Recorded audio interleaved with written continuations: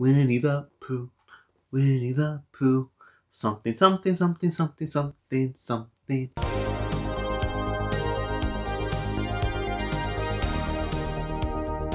Greetings, programs. Welcome to Final Thoughts video number 4. Does this make this the Kingdom of the Crystal Skull of Final Thoughts videos? This is my weekly recap show where I get to share my thoughts and opinions on the videos I did Disney Plus intros for this week. So, let's jump into it.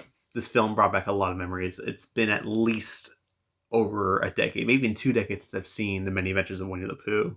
And it's actually quite incredible how much of the film's charm has remained. I think a lot of it has to do with the narrative structure. You have these anthology shorts being told in the style of like they're all in one big book, and they kind of jump from page to page. And as one anthology ends, the page turns and it leads to another one, but you can see the dialogue matching what the narrator's saying. At one point, you have Tigger stuck up in a tree, and he addresses the narrator to help him breaking the third wall.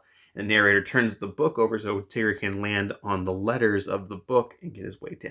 It's just so cute and adorable. And I also went in with the expectation that I knew these characters, you know, front to back. And while that may still hold true, I do know these characters. I was surprised how much it affirmed which characters I absolutely love and some that I just don't care for as well. I've never been a Rabbit fan. I think the way Rabbit treats certain people, he's a little selfish. He, she, is Rabbit a he or she? I have no idea after all this time.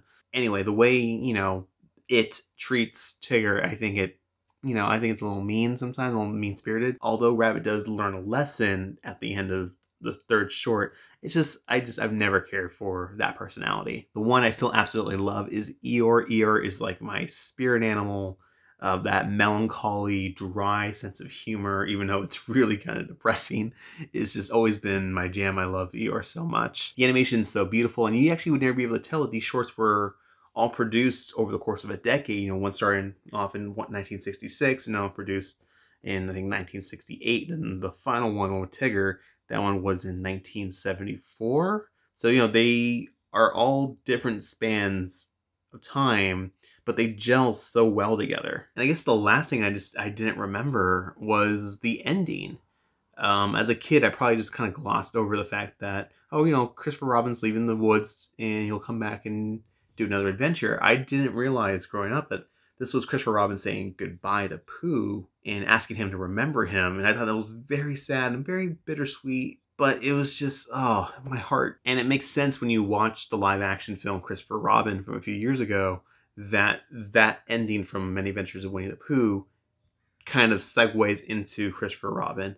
I can't speak on the 2011 animated film. I own it. I've never seen it, but I bought it. I still need to watch this. I can't wait to watch this one too. So I don't know how that one plays into how this one ends, but I have to imagine it kind of does have to tie in with that, right? Overall, I give The Many Adventures of Winnie the Pooh a 7.5 out of 10. It was like revisiting an old friend. I missed it, and I can't wait to kind of have a chance to dive back into it again. It was so much fun to watch. I was smiling the whole time, and what else could you want from a Disney film? Freaky Friday. I saw the 2003 Lindsay Lohan, Jamie Lee Curtis remake in theaters, and I really enjoyed that one. I actually didn't even realize until a few years later that that was a remake, and that the original had Jodie Foster in it. I never knew that. The concept's more or less the same. You have a mother and daughter who are at odds with each other. They switch places for a day on Friday the 13th, and, you know, hijinks ensue. What's interesting about this one is that they don't even remotely try to explain how the switch happened. It doesn't even want to get in the weeds with that. It's just like, yep, except that they switch bodies, have fun. Hijinks ensue, a lot of hijinks ensue, and you know, the film's exploring the generational gap between mother and daughter. And while, you know, there are a ton of sort of comedy bits and gimmick moments happening, the film isn't necessarily progressing towards anything meaningful. Sure, at the end they're learning, oh yeah, being a teen is hard, being a mom is hard, but I feel like what the remake kind of does better is it gives the characters perspective about each other. And I think part of the reason is that we get hijinks after hijinks after hijinks, and after a while, it gets repetitive. For being like an hour and a half, the movie felt a little long in tooth because it keeps compounding the gags and it feels just more and more, I get it. I get it. She's in the daughter's body. She's in the mom's body. I get it. Make your point. And the finale is like every other Disney gimmick comedy. It ends in a car chase and with a big action set piece towards the end. So nothing unusual there. I do have to address John Astin's character as the father or the husband. John Astin played the original Gomez Addams in the Addams Family show. He might be the worst person on the planet. Not only does he take advantage of his wife so much, he takes advantage of his wife to the point where I'm like, this is like almost slavery. He also kind of insinuate that he might be sleeping with his secretary and cheating on his wife. I thought that subplot was a little weird. He also is a horrible father. He puts his daughter in danger. There's this whole subplot where she is a very talented water skier and she's going to do this performance for her dad's client at one point. And, you know, they're still switched bodies, so the mother doesn't know the daughter's skills on how to water ski. And he, not knowing that, is trying to pressure the daughter to do the stunt while she doesn't want to. And you can tell that the daughter's very uncomfortable. It's like, I don't want to do this stunt. He's like, no, you're going to do it. You're going to do it. And at one point, he pushes her out into the water and they take off on the boat. And like he's just putting his daughter in danger. He's a horrible human being. I was expecting this film at the end to end in divorce. And I would have been so happy if that were the case. Overall, I'll give it a 5 out of 10. Jodie Foster and Barbara Harris are excellent. And even though this film is a Disney gimmick comedy, and it works, and you can tell that it's very much in that formula, the film at least has a bit of a radical edge to it, where, you know, the hijinks are a little bit edgier, and it feels more presence. And even though the film doesn't necessarily work, I do appreciate that. Lastly, we have the Shaggy D.A., which is the sequel to, I believe, the 1959 film, The Shaggy Dog. I don't remember. I shot that intro video a while back. Dean Jones is now playing an older Wilby Daniels. Wilby Daniels was played by Tommy Kirk in the original. And it follows him as, you know, he's returns to Medfield.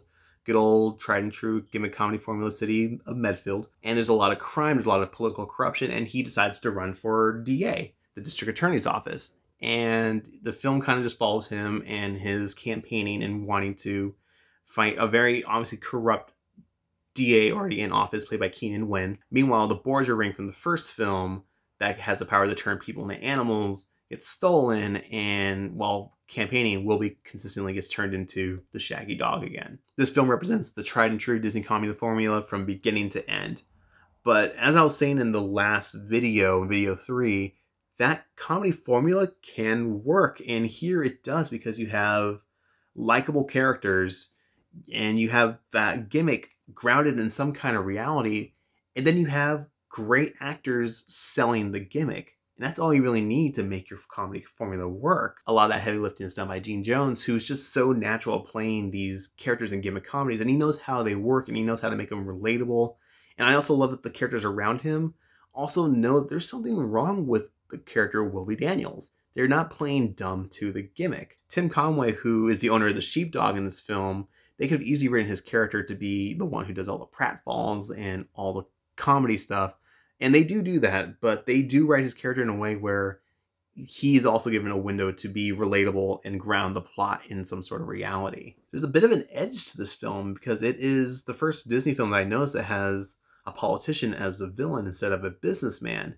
And doing my research, you know, I think a lot of pundits were pointing out to the fact that this film was released just a year or so after Watergate. There's even a reference to Watergate in the opening song of the film. I'm actually going to play a clip right here. Listen. I want to talk about politics. Now let me make this perfectly clear. I'm going to throw out all those shabby old tricks for this election year. Now I'm the one who'll set you straight. Let the past be water through the gate. Just an up-and-coming grassroots candidate, and I'm running for the Shaggy D.A. I think as we transition out of the 70s, we're starting to see that wholesomeness that Disney built their brand around starting to fade, and that the realities of life, you know, post-Vietnam, post-Watergate, starting to seep into the films that Disney's producing. And that just makes them more present and more relatable. And they're not in the vacuum anymore. And, you know, the films may not be fantastic all around, but I do really like, you know, Freaky Friday and the Shaggy D.A., that they are starting to elevate the material that they're producing, and they're not just pandering to an audience that remembers the old days. I give the film a 7 out of 10. I really enjoyed Dean Jones in this one, but here he really represents why he is Disney's best go-to everyman. And I do have to clarify something I said. I believe in Final Thoughts video number 1 was that this would have been his final film for Disney. I misspoke. This is actually his penultimate film. He actually has one more Disney film down the line. I think that's going to be the Herbie Goes to Monte Carlo. So that should be in Final Thoughts 5, if I remember my count right. So stay tuned for that one. So that's it. Those are my final thoughts. If you've been watching along, what were your thoughts on the movies this week? Would you rather turn into a dog, or would you rather switch roles with your parents? Let me know down in the comments. If you liked the video, definitely please consider smashing that like button. I just said that. Wow. If you also like any of the content on this channel, please also consider subscribing. Thanks so much again. Until next time, next week, thanks so much. End of line.